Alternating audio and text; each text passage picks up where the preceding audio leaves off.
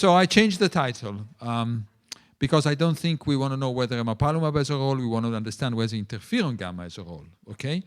And I'll play the case. So I'll try to put together in a biased manner all the points that make interferon gamma a potential target in interstitial lung disease in these patients. So this should be a biased presentation. Well, was I supposed to include disclosure? I forgot completely. I don't think this is a CME event. So I'm biased, yes I am. And I'll show you some of the disclosure in the near future in the slides.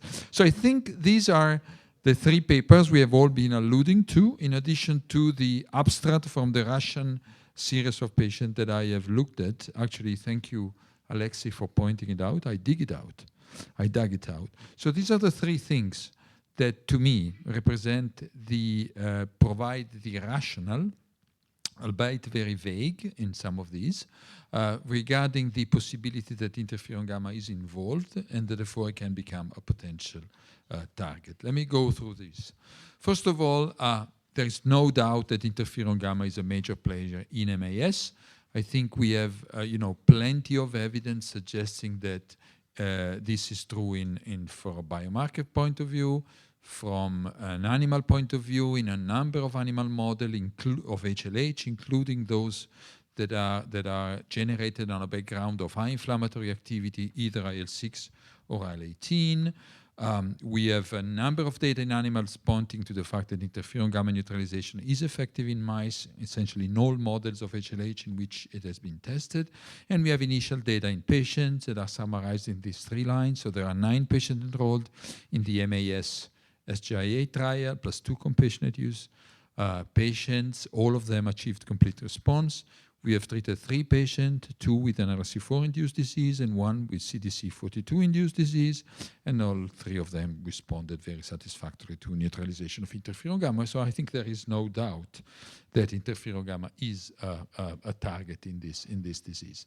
Now, association evidence. Most of the patients who have interstitial lung disease have MAS. I think this is pretty clear. If you look at all the paper, this is true also in the Russian group of patients. The different numbers, the different ways. I like really this slide. I think it makes very clear, even to non-experienced statistical people, that this is much higher than that. And you don't need to be a statistician, right? So if you don't need to be a statistician, this is relevant, clinically relevant. So I think this is, now if I add the last 9 patients, all of whom had an history of MAS, then this percentage will be even higher, I think. Not I think, this is mathematic. So the other observation that suggests that there is an ongoing process that maybe interferon gamma trigger is certainly higher level of ferritin preceding diagnosis. This is the observation from the last paper from the large cohort by Vivian's paper. These are ferritin levels months before lung disease onset and diagnosis during active SJIA. And what you can see is that actually the patient who will develop lung disease do have higher ferritin than the patient with SJIA who do not develop lung disease. Lymphopenia is pretty common in patients with lung disease.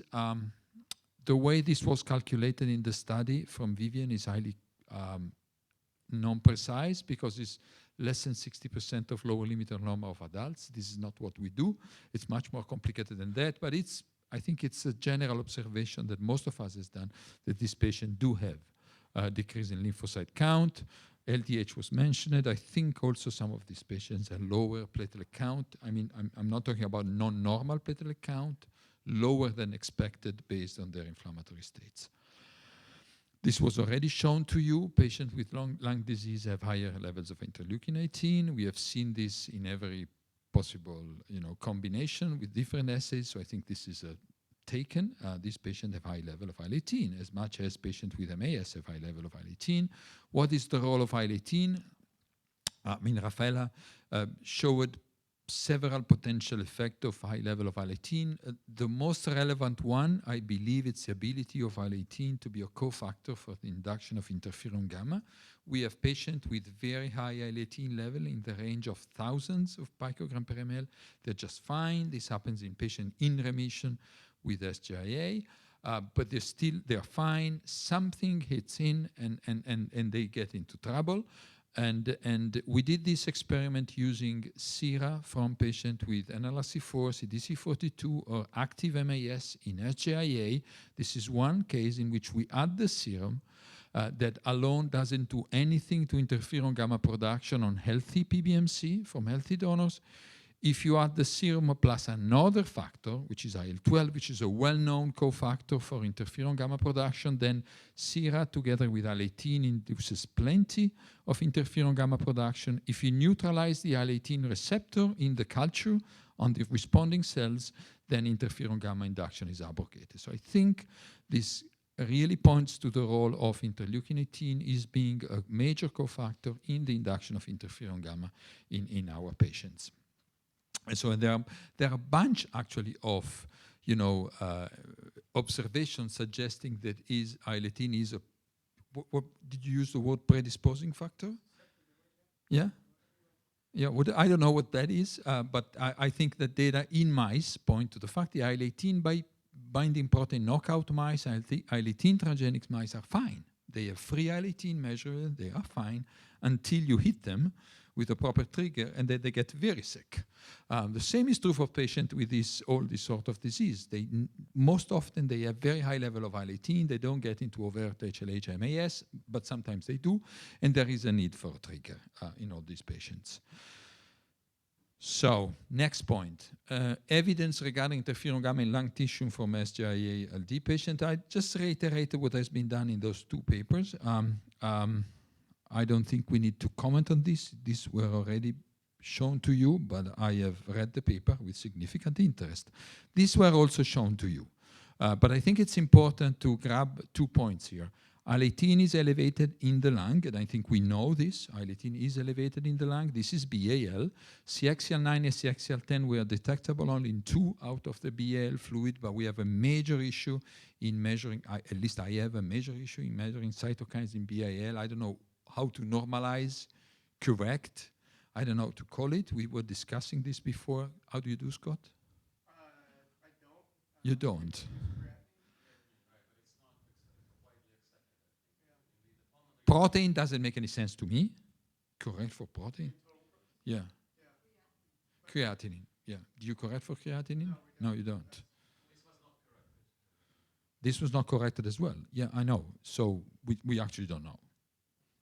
I think so. So that's very difficult. I like much more tissue expression of genes, and I think the overexpression of HLH genes, genes in interferon gamma pathway, and T-cell genes point to the fact that interferon gamma is certainly being overexpressed in the tissue and is being active by inducing downstream genes. And then I think I'll just spend 2 minutes on the model that I think Grant alluded to in his presentation. This is a paper published some years ago by a Japanese group in which they have overexpression of TBET in T lymphocytes. Now, TBET is a transcription factor, is the master regulator of the differentiation of Th1 or T helper 1 lymphocytes, and T helper 1 lymphocytes are characterized by the ability to produce interferon gamma. So they are actually identified by their ability to produce interferon gamma. These mice do produce what really looks like a PAP, a PAP, inflammatory PAP-like disease. Their lungs are infiltrated essentially by CD4 positive T cells, and these mice have decreased survival and they die. And they do develop hemophagocytosis in the bone marrow, which is surprising. But it's not that surprising now, because we know that infusion of interferon gamma alone in mice is sufficient to induce anemia and hemophagocytosis. So evidently, high amount, in this case, we know there are a lot of Th1. Okay, these mice have higher circulating level of interferon gamma, and much to my surprise, they have very high level of MCP1 as well, which may be a coincidence. Yeah, which is CXL2 to me, which is, I thought it was a coincidence, maybe more than that. Anyway, they have an overexpression of M1 related genes, including some of our favorite genes, why they have a down expression of M2 related genes. So pointing to a dysregulation of the differentiation of monocytes macrophages, which I think is an issue. Inflammation may certainly affect the balance between the differentiation of different subset of monocytes. These mice have abnormal regulation of expression of the genes that are usually involved in lipid handling. Some of them are high, some of them are lower. Did you look at the expression of these genes, Grant and Alexi? It's highly expressed. It's significantly downregulated here. But maybe we should, or you should.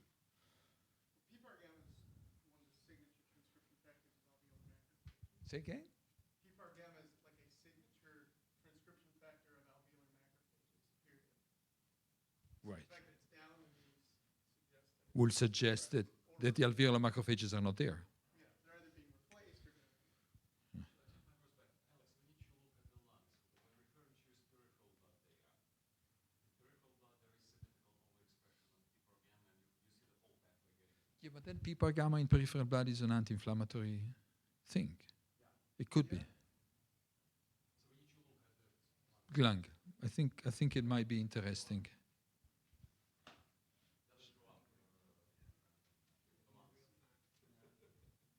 Oh. Oh. It's not there? this one patient's data, looking at their single cell population. Not expressed.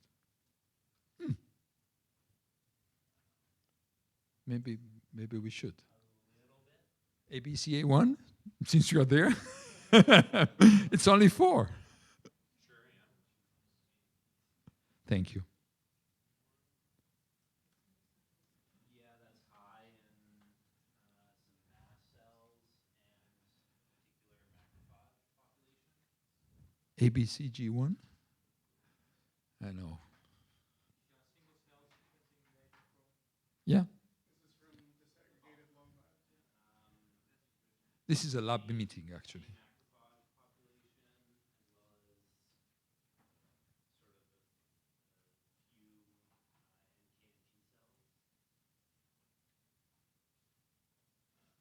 Fourth one is Bach, 2. So the Bach2 knockout mice also get PAP? I don't know. Oh, no, I'm telling you. It's a... The Bach2 knockout mice also get PAP, again, because of dysregulated type 1 T cell activation. Huh. The BOC2 is just a few cells sort of scattered, couple macrophages,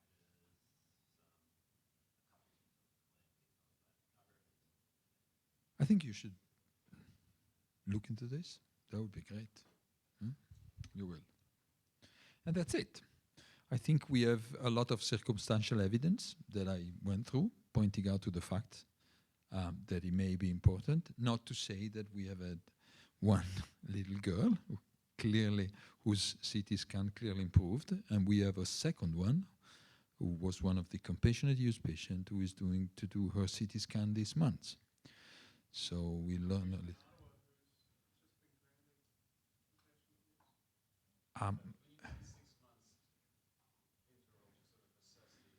So I don't know, where did you get the information that he has been granted compassionate use? I know that as a PI, I see all compassionate use requests, so I think it's been discussed.